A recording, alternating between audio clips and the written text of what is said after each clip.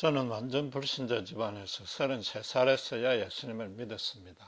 그전에는 다른 불신자들과 마찬가지로 죄송하지만 예수쟁이를 아주 싫어했습니다. 그 중요한 이유 중에 하나는 신자들이 가족이나 집안일은 완전 뒷전으로 취급한다는 거죠.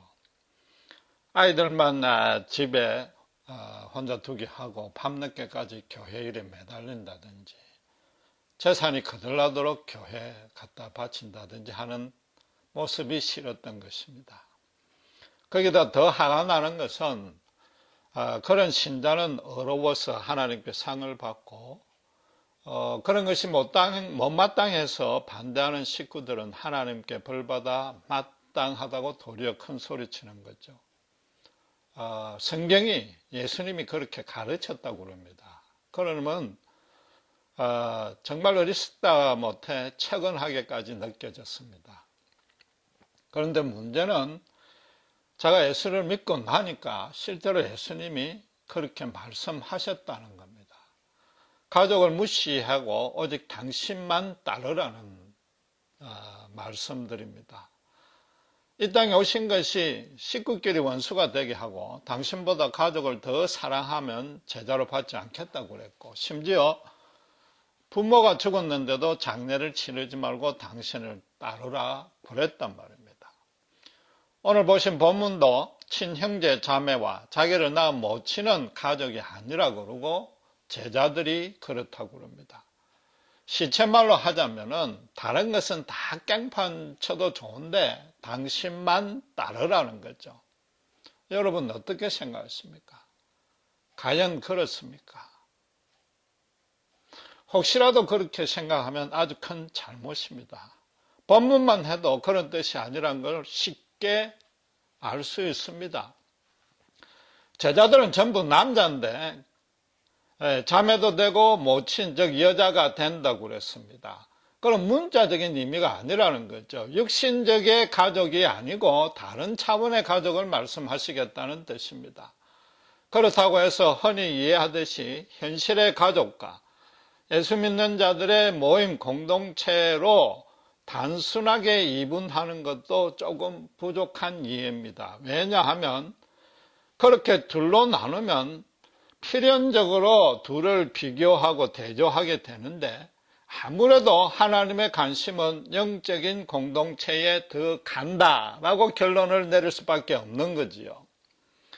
예수님이 지금 말씀하신 포인트는 당신과 형제 자매 되느냐는 겁니다. 당신을 인격적으로 만나서 개인적인 관계를 갖고 있는 남자 성도는 형제요, 여자 성도는 자매라는 것입니다. 교회나 가정이나 같은 공동체, 그 집합적 의미는 2차적인 것이고 적용에 해당되는 문제인 것입니다.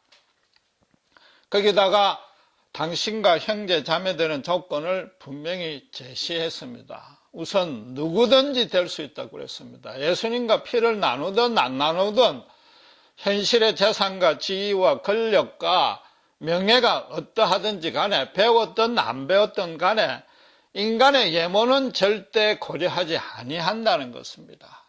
인간이 산 공적, 정성, 열의를 가지고 예수님 그분의 사랑과 은혜를 더 많이 받는데 이용하지 말라는 겁니다.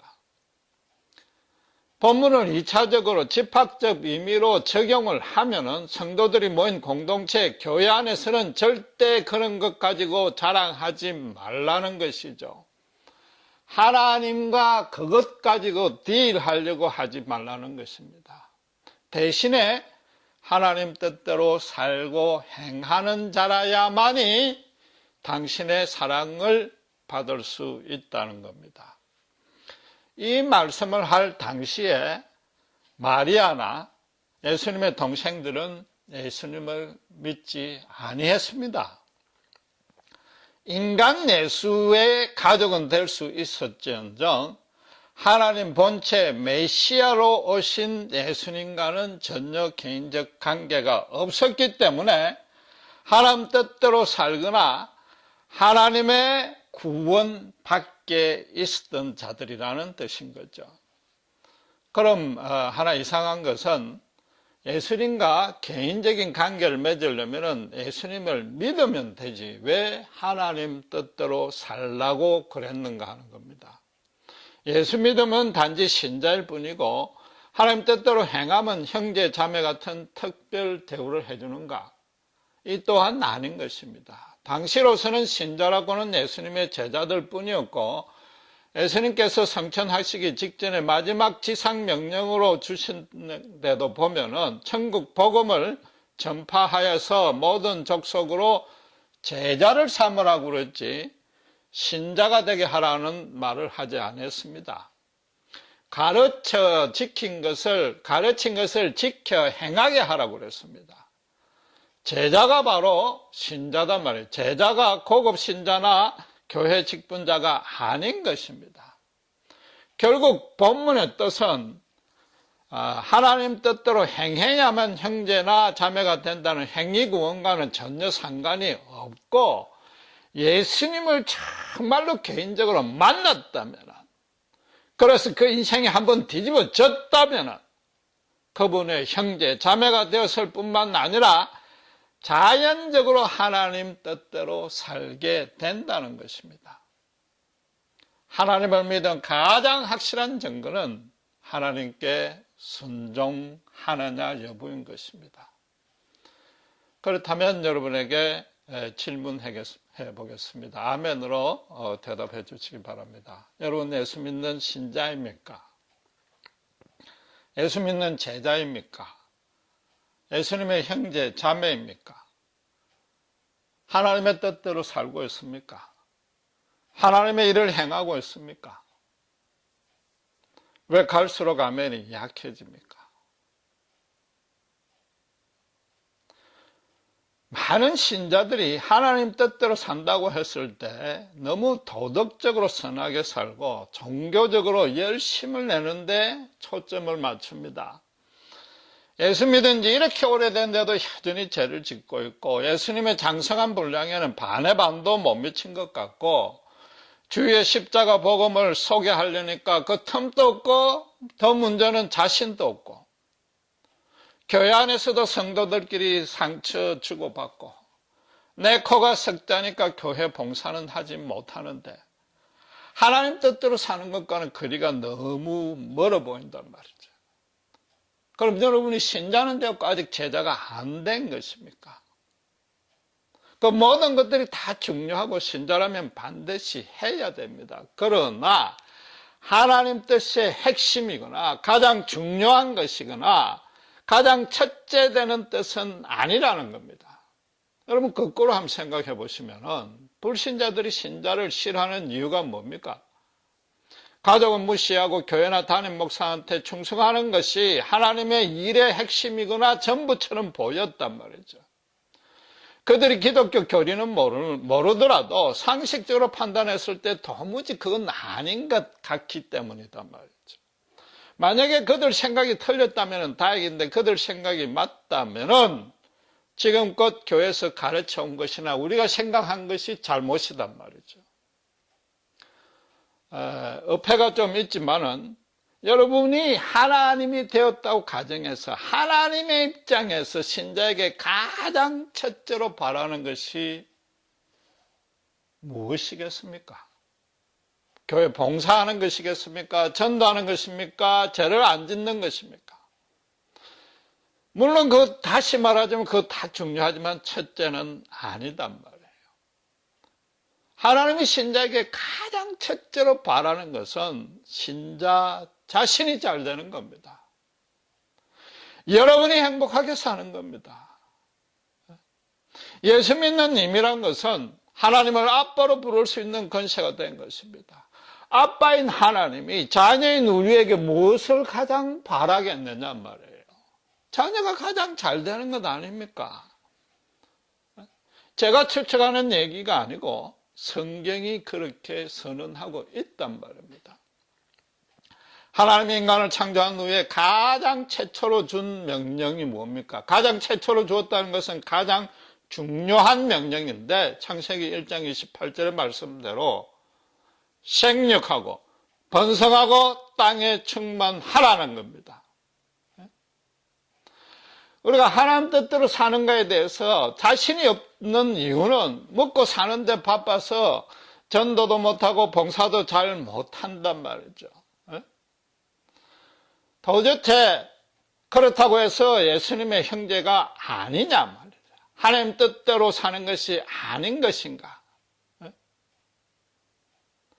우리가 무슨 차가 멀쩡한데도 벤츠나 BMW 같은 고급차를 한 대 더 달라고 울부짖고 안달하는 것도 아니고, 지금 내가 처해진 주어진 환경 안에서 이렇게 예민해서 고달프고 외로운 생활을 하고 있지만은 내 나름대로 최선을 다해서 열심히 살고 있는 것, 그게 바로 하나님의 뜻이라는 겁니다.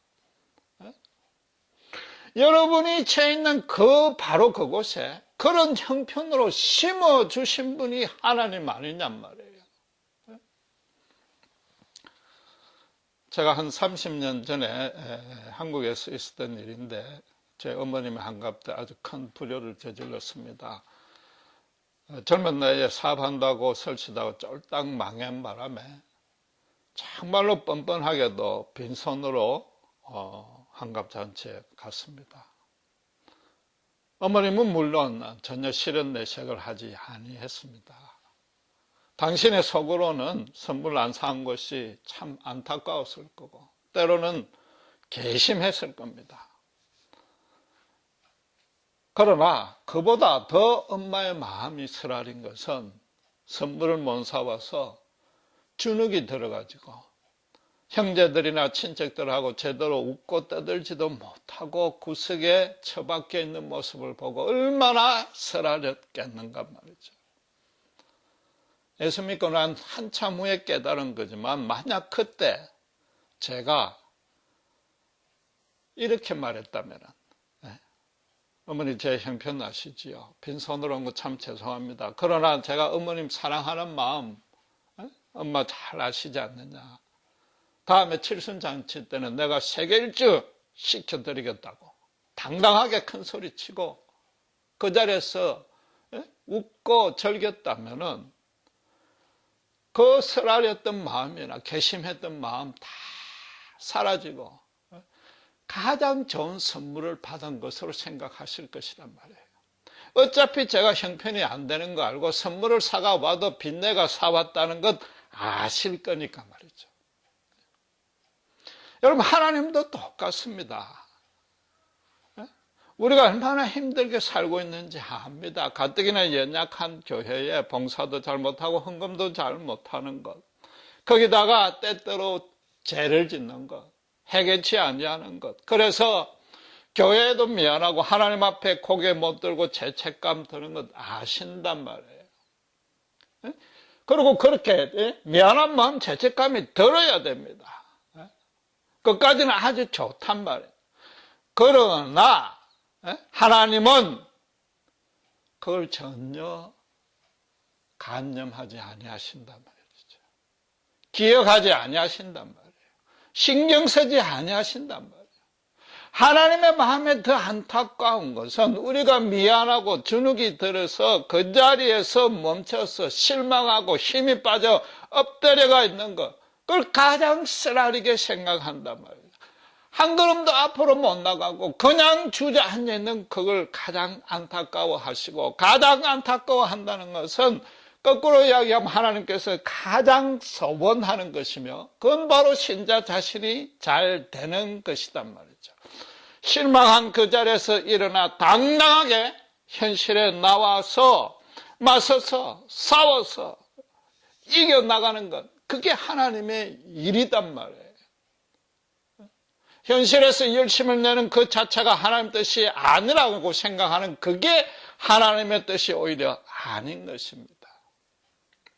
단 불신자들은 수단 방법 가리지 아니하고 그저 돈만 벌라 하지만은, 신자는 교회에 나온 것만이 제사 드리는 것이 아니고 실제 삶에서 우리 몸을 거룩한 산 제사로 드리는 모습으로 현실에 충실해야 된단 말이죠.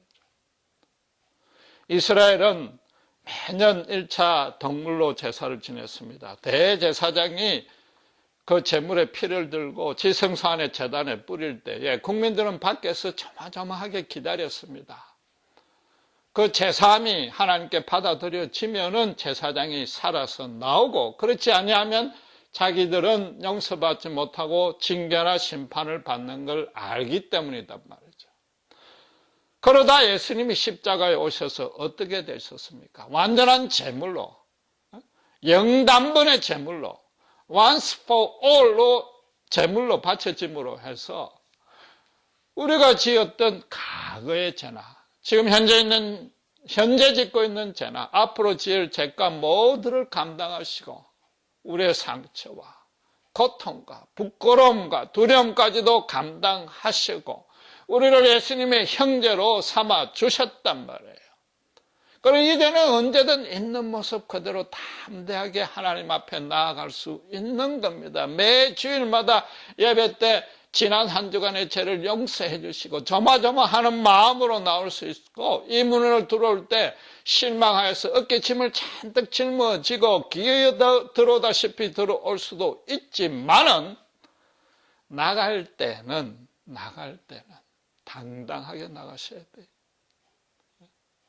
예수님의 보혈로 다 용서받으시고 하나님이 아버지시고 내가 그분의 자녀되는 사실은 절대 변하지 아니하며 내가 예수 안에 있기 때문에 하나님의 사랑에서 끊어질 것이라고는 이 세상에 단 하나도 없기 때문이단 말이에요.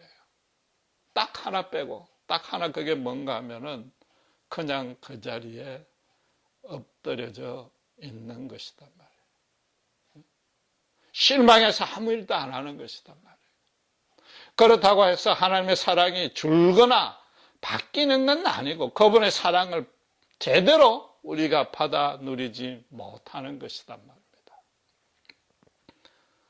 신자가 실패한다고 해서 하나님이 실패하는 것도 아니고 우리가 예수 믿었다는 다른 것 전혀 볼 것 없는데 오직 그 한 가지 이유 때문에 천국에서 잔치가 벌어졌는데 왜 주눅이 들어가 있는가 말이에요. 이 세상은 어차피 공중권세 잡은 사단의 조종 아래 놀아나게 되어 있습니다. 전부 타락한 죄인들이 서로 다투게 되어 있습니다. 시기, 질투, 싸움이 끊일 수 없기 때문에 고통이 계속적으로 다가오게 되어 있습니다. 신자라고 예의가 아닙니다. 한 가지 고통을 해결하면 또 다른 고통이 다가옵니다. 우리의 믿음은 그래서 고난을 없애거나 예방하는 데 목적이 절대 있는 것이 아니고 아무리 이해도 안 되고 말도 안 되는 고난 가운데 있고 여전히 그 해결될 징조가 안 보인다 할지라도 우리가 예수 안에 있고 예수님의 형제 자매가 되었고 하나님이 내 아버지이기 때문에 그 안에서 안식을 누릴 수 있고 자유를 누릴 수 있고 평강할 수 있고 기뻐할 수 있는 것이단 말이에요. 믿음이 비 오게 하지 말고 비를 그치게 해달라고 하는 걱정하는 그런 것이 믿음이 아니라 인생의 비가 아무리 내릴지라도 폭풍우가 닥칠지라도 그 안에서 춤출 수 있는 실력이 믿음인 것입니다. 여러분, 하나님 앞에, 세상 앞에, 죄악과 사단과 죽음 앞에 떳떳하셔야 돼요. 떳떳하지 못하면 담담하시기라도 해야 돼요. 담담도 못하면 뻔뻔하기라도 하셔야 되는 겁니다.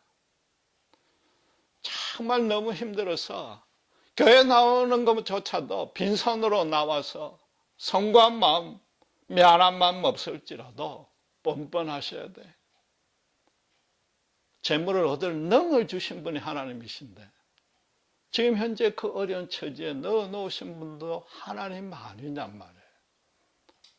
그럼 하나님이 분명히 다른 계획이 있기 때문에 당분간 그렇게 해 놓으신 것이란 말이죠. 하나님께서 우리들을 생육하고 번성하고 우리 각자가 한 사람 한 사람이 잘 되게 하는데 그걸 언제 어떻게 어떤 방식을 통해서 실현하라고 그랬습니까? 가정 안에서 그래라고 그랬습니다. 당신의 형상대로 남자와 여자를 창조하시고 서로 연합하여 한 몸으로 이루게 했습니다. 하나님은 가정보다 교회를 먼저 만드셨습니다. 인간을 창조한 후에 가장 먼저 하신 일이 가정입니다. 교회 따로 가정 따로 만들지 아니하셨고 처음에는 가정만 만들었습니다. 정확하게 말하면 모든 공동체가 하나님 당신을 왕으로 삼은 하나님의 거룩한 통치를 받는 그런 하나님 나라로 만들라는 것입니다.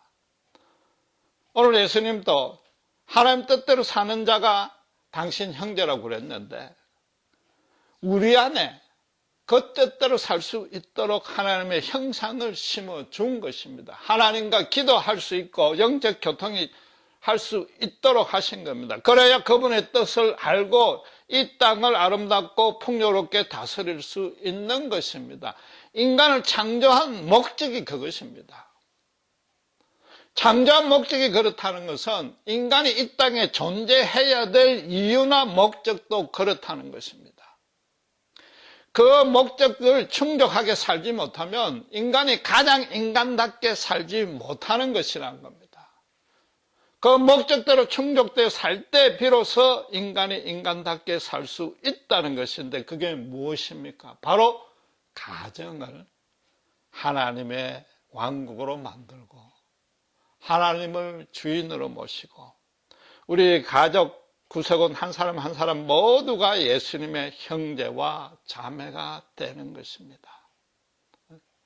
우리 각자가 영육 간에 신체와 정신과 영혼 모두가 예수님의 피로 깨끗게 되시고 그래야 우리 각자가 서로 그 사랑으로 섬기고 가정 안에 진실되고 아름답고 선한 것만 실현되게 하는 것이란 말이에요.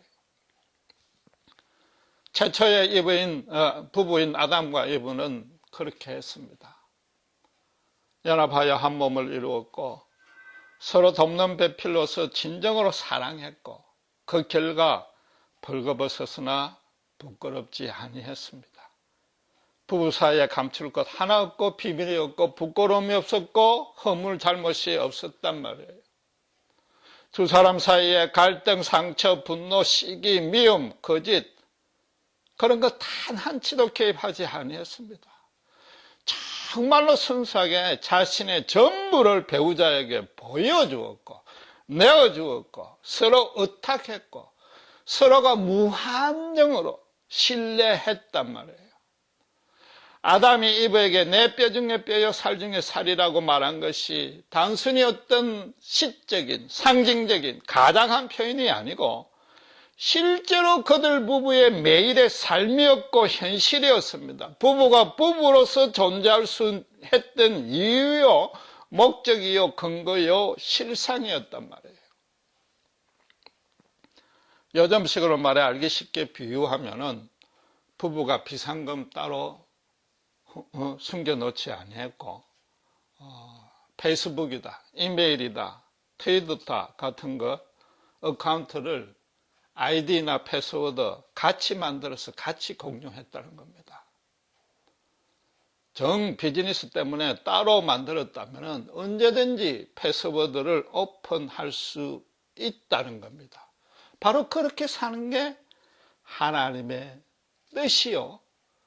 그게 인간다운, 가장 인간다운 삶이라는 겁니다. 여러분 어떻습니까? 혹시라도 부부끼리 진정으로 사랑했던 기억이 신혼여행 3일 뿐인 건 아닙니까?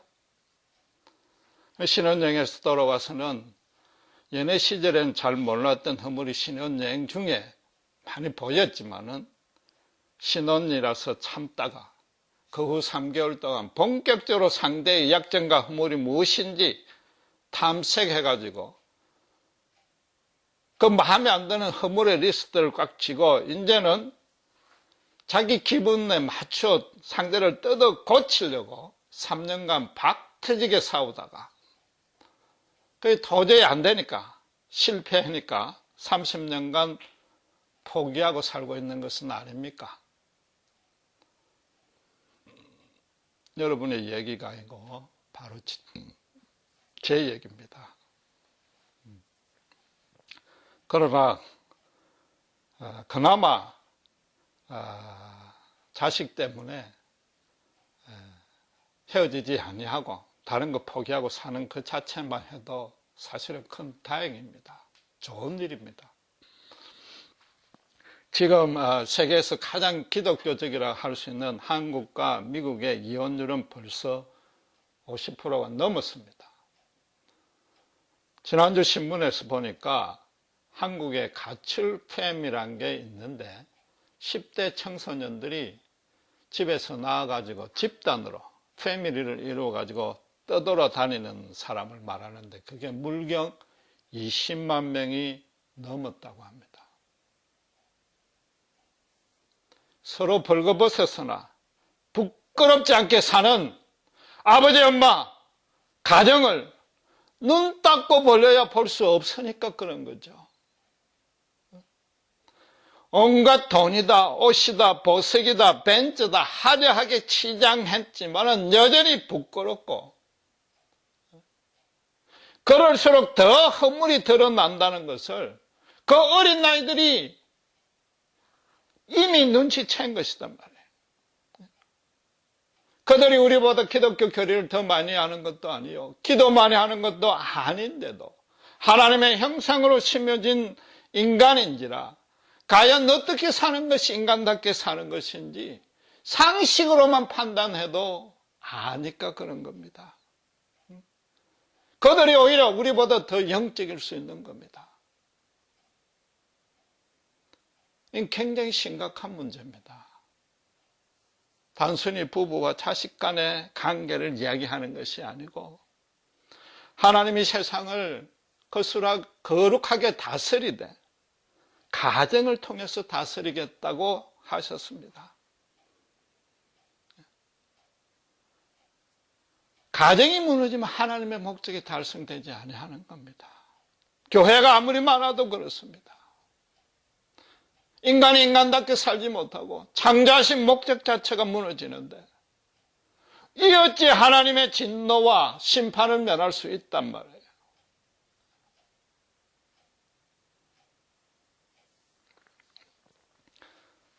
여러분 그렇다면 이 무너진 가정, 이 무너진 부부들을 어떻게 하면 다시 세울 수 있습니까? 교회에서 하는 부부 세미나에 여러분 참석하셔서 거기 가르치는 대로 하루에 3번씩 Honey, I love you 말해야 됩니까? 신자니까 불신자보다 더 뜨겁게 사랑해야 됩니까? 에베소서 말씀대로 아내는 죽게 하던 남편에게 순복하고 남편은 주님이 교회를 사랑하듯 아내를 사랑해야 됩니까? 또다시 말하지만 그거 다 중요합니다. 그대로 해야 됩니다. 그러나 여러분 부부 세미나 갔다 온 그 효력이 3개월 갑니까? 얼마나 오래 갑니까? 더 중요한 사실,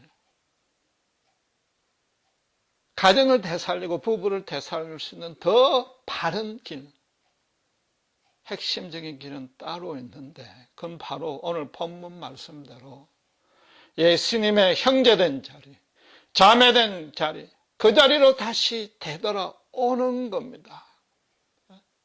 예수님의 십자가 앞에 벌거벗고 엎드려야 되는 겁니다. 부부싸움 했다고 회개하고 제대로 사랑 못했다고 잘못을 비는 것도 중요합니다. 그러나 우리 모두가 심지어 주일날 설교를 에베소서 본문 그걸로 듣고도 교회 주차장을 다 빠져나가기 전부터 아주 작은 말, 자존심 하나, 체면 하나 건드린 그런 말이나 표정 때문에 부부 싸움을 할 수밖에 없는 게 우리 존재단 말이에요. 신자가 되었다는 근본 의미가 뭐냐 하면은 우리 마음은 선의로 돼. 내 육신이 하나님 뜻대로 따르지 못하는구나. 내 속에 죄가 문제구나.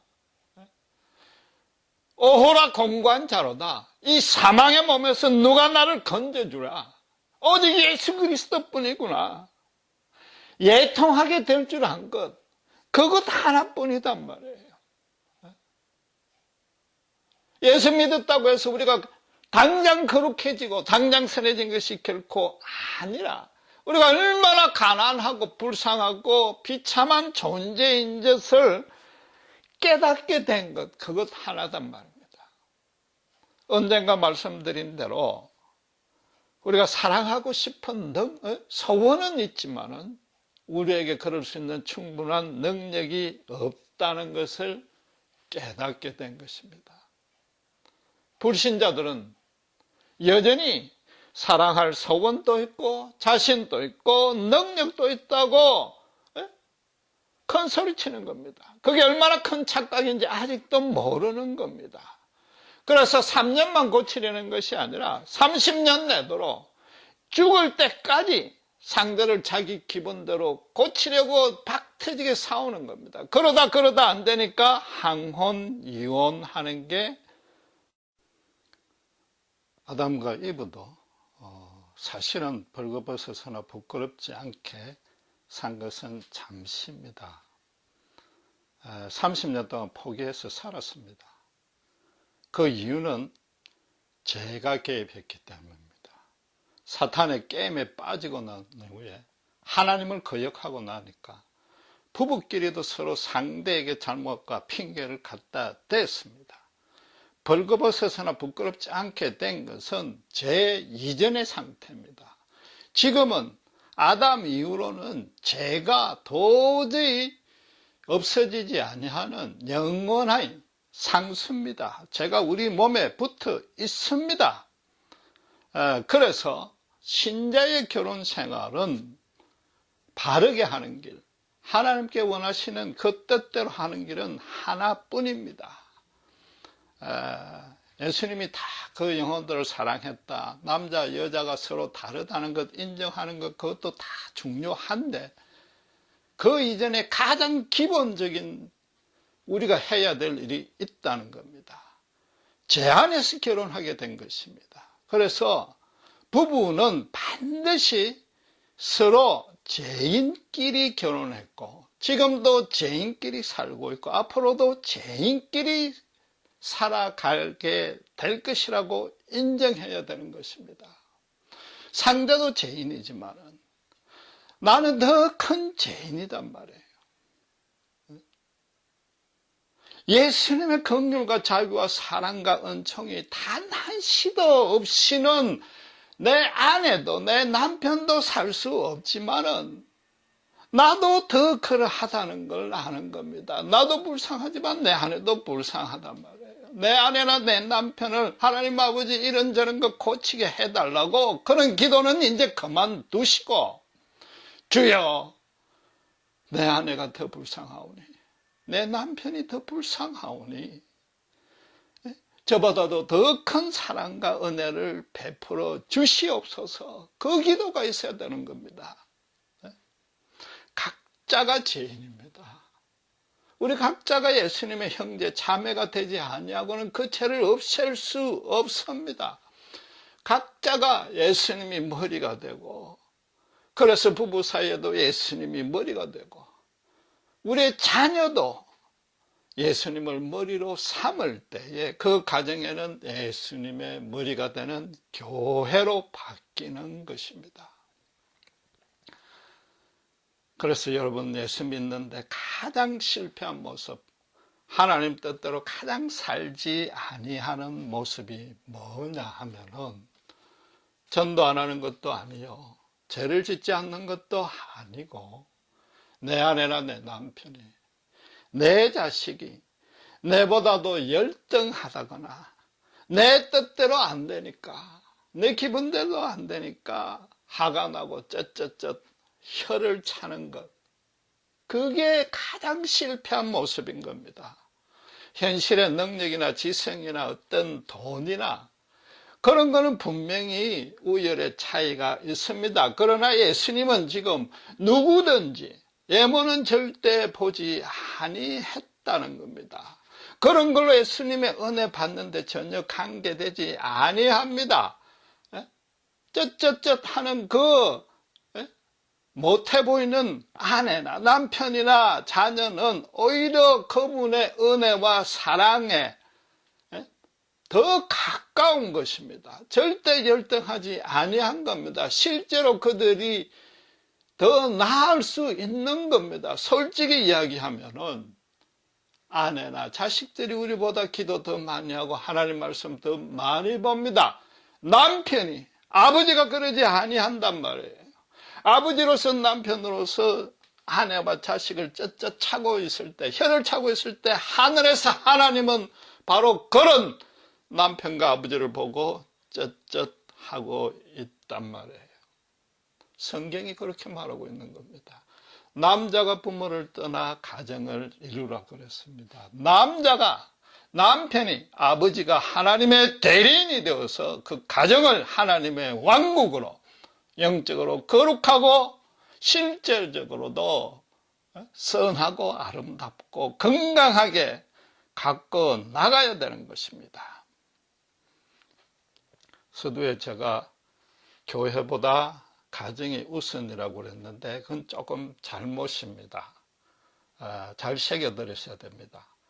아담 타락 전에는 그랬습니다. 이제는 타락 후에는 죄가 불변의 상수로 되어 있기 때문에 조금 달라진 것입니다. 하나님이 보시기에 중요한 것은, 우선적인 것은 가정입니다. 그건 변함이 없으나 순서는 교회입니다. 우리가 마음은 소원인데 육신이 따르지 못하기 때문에 한 주일의 첫날은 교회에 먼저 나와서 예수님의 십자가 사랑과 진리로 우리 속에 가득 채워야 됩니다. 찰스 스펄전이 하나님 아버지, 제 속에 있는 모든 더러운 피는 다 제거하시고 오직 예수님의 보혈로 채워달라고 기도했듯이 예수님만이 내 뼈 중에 뼈요 살 중에 살이라는 고백이 나와야 되는 것입니다. 여러분, 주일 하루를 교회에 올인하기 위해서 또는 교회에 6일간 올인하기 위해서 가정은 무시해도 된다는, 닭깽판 쳐도 된다는 가르침은 성경 어디에도 없습니다. 나머지 6일간 올인하기 위해서 우리는 여전히 죄 가운데 있기 때문에 한 주일의 첫날은 교회에서 더더욱 올인해야 된다는 것입니다. 하나님은 우리를 예수 믿고 당신을 따르는 일을 억지로 쥐어짜듯이 모든 것 희생하며 수고하라고 명하지 않습니다. 때로는 하나님의 특별한 뜻이 있어서 도저히 어쩔 수 없는 환경으로 하나님이 강건적으로 인도하실 때도 있지만 그건 평생에 몇 번 안 되는 것이며, 대신에 하나님은 우리를 당신의 자녀로 삼으셨기에 우리 자신이 잘되고 아름답고 풍요롭게 살기를 원하십니다. 그 길은 예수 안에서 바뀐 우리의 신분과 은혜와 특권이 얼마나 귀한지 확신하고 세상 앞에, 죄 앞에, 사단 앞에, 심지어 하나님 앞에서조차도 당당해지는 겁니다. 당당하다 못하면 담담해지시고, 담담하다 못하면 뻔뻔해지셔야 되는 겁니다. 예수님의 형제 자매가 이미 되어 있기 때문인 것입니다.